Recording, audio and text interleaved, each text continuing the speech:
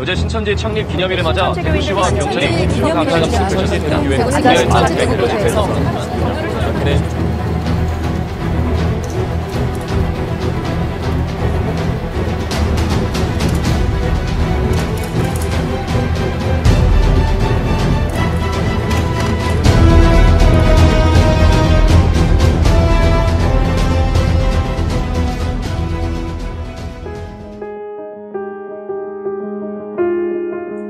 최근 코로나19의 슈퍼 전파자인 신천지가 그 어느 때보다도 언론의 많은 집중을 받고 있는데요. 아마 우리나라 국민 중에 신천지라는 이름을 들어보지 못한 사람이 최근에는 없을 거라고 생각을 합니다. 많은 사람들이 저에게 질문을 합니다.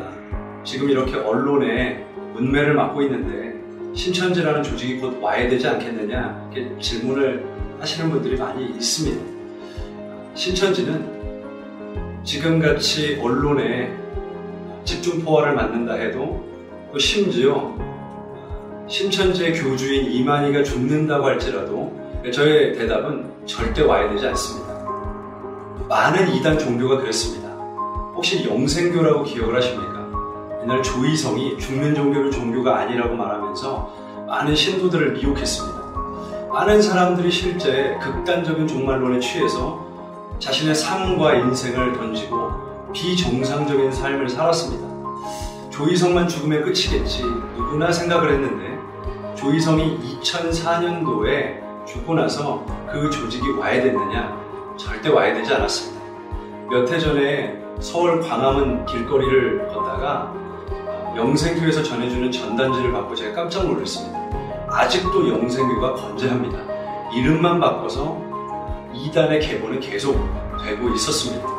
제가 그것을 보면서 적지 않은 충격을 받게 됐습니다. 통일교도 마찬가지죠. 문선명만 죽으면 통일교는 와야 될 거라고 많은 사람들이 예상을 했었습니다. 통일교는 절대로 와야 되지 않았습니다.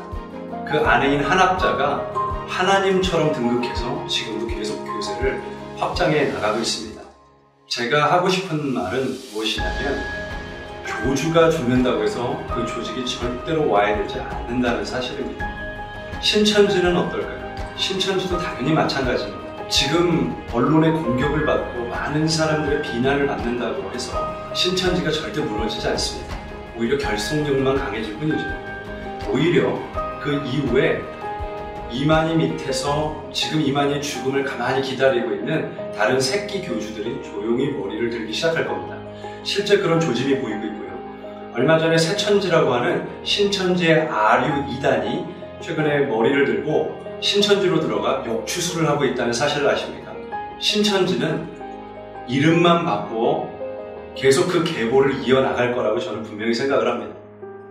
그래서 교회의 건강한 대처는 막연하게 교주가 죽기를 바라거나 그냥 맹목적으로 달려들어 비난만 하는 것은 결코 방법일 수 없습니다.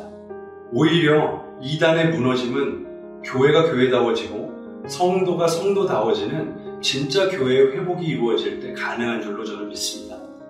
교회의 회복은 적어도 두 가지를 회복할 때 이루어집니다. 첫 번째는 삶의 회복입니다. 제가 지금 목양하고 있는 청년 공동체 안에는 오랫동안 여호와의 증인에 몸담고 신앙생활을 했던 한 형제가 있습니다. 이 형제는 어릴 때부터 왕국회관이 교회인 줄 알고 줄곧 자랐는데요. 이 형제의 이야기를 듣다가 참 깊이 저를 돌아보는 시간들이 있었습니다. 이 형제의 이야기인즉슨 여호와의 증인 안에 있었을 때는 그 안에 있는 많은 신도들이 자기가 믿는 이 진리 때문에 많은 대가 지불을 당연히 하며 살아간다는 이야기를 제가 들었어요. 군대를 가지 않고요. 또 수혈도 받지 않습니다. 여러분도 아시다시피 대한민국에서 정상적인 성인 남자가 군대를 제대로 전역하지 못했다는 것은 직장 생활을 하는 데 있어서도 굉장히 큰 문제가 됩니다. 또 아주 위중한 상태에 수혈을 받지 않기로 결정을 하는 것은 대단히 위험할 수 있는 것이죠. 군대를 제대로 전역하지 않았기 때문에 좋은 직장을 포기한 많은 사람들을 그 형제는 어릴 때부터 봤고, 실제 수혈을 받지 않고 죽음에 이른 사람들을 눈으로 보기도 했다라는 이야기를 했습니다. 이 형제가 예수님을 만나고 교회 안에 들어왔을 때 이 형제는 어떤 생각을 했을까요? 이 형제가 저한테 해준 얘기가 있었습니다. 너무 큰 충격을 받은 거예요. 교회에 와서 너무 크게 혼란스러웠답니다. 왜 그랬냐고 물었더니 교회 안에 들어와 보니 본인들이 믿고 고백하는 바대로 살지 않는 너무 많은 사람들을 보게 된 거예요. 왜냐하면 예전에 본인이 몸담고 있었던 여호와의 증인은 그 믿는 믿음 때문에 기꺼이 대가지불을 하며 살아가는데 교회 안에 왔더니 그 누구도 자기가 믿는 것을 위해 대가지불을 하며 살려고 하지 않았기 때문에 그랬습니다. 제가 이 이야기를 듣다 굉장히 부끄러워졌습니다. 그리고 제 스스로 그렇게 느끼게 됐습니다. 지금 이단들을 이단이라고 비난을 할 수 있지만 그들이 믿는 대로 살지 않는다고 비난을 할 수는 없겠구나. 참 우리 교회가 우리 스스로를 돌아봐야 할 일이겠죠. 제가 신천지에 있을 때 한 형제가 본인이 교회 안에서 겪은 이야기를 해준 적이 있는데요. 이름만 대면 알만한 아주 유명한 대형교회였습니다. 이 형제가 예수님을 만나고 교회에서 청년 수련회를 한다고 하기에 이제 함께 가게 됐습니다. 그 버스 안에서 이제 즐겁게 수련회 장소로 향해 가고 있었는데 많은 형제들이 같이 모여서 음담패설을 나누기 시작하는데 이 형제가 굉장히 마음에 큰 실족이 있었던 것 같아요. 그런데 수련회 장소에 도착하자마자 예배를 드리는데 불이 꺼지고 이제 기도를 하기 시작했는데 모두가 눈물을 흘리고 오열을 하면서 뜨겁게 찬양하고 뜨겁게 기도를 해드리는 겁니다. 그 형제가 그때 그런 생각을 했다는 거예요.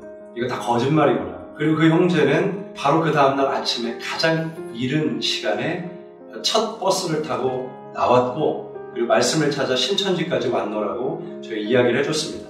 그리고 그 형제가 저에게 마지막으로 해줬던 이야기가 지금까지도 제 마음 안에 깊이 박혀 있습니다. 내가 다시는 교회는 가지 않겠습니다. 교회는 진리가 없습니다. 우리가 우리 주변에서 보는 많은 이단 사이비 집단들과 그 신도들을 비난만 할 것이 아니라 우리의 삶이 어떠한지를 좀 돌아봐야 하겠습니다.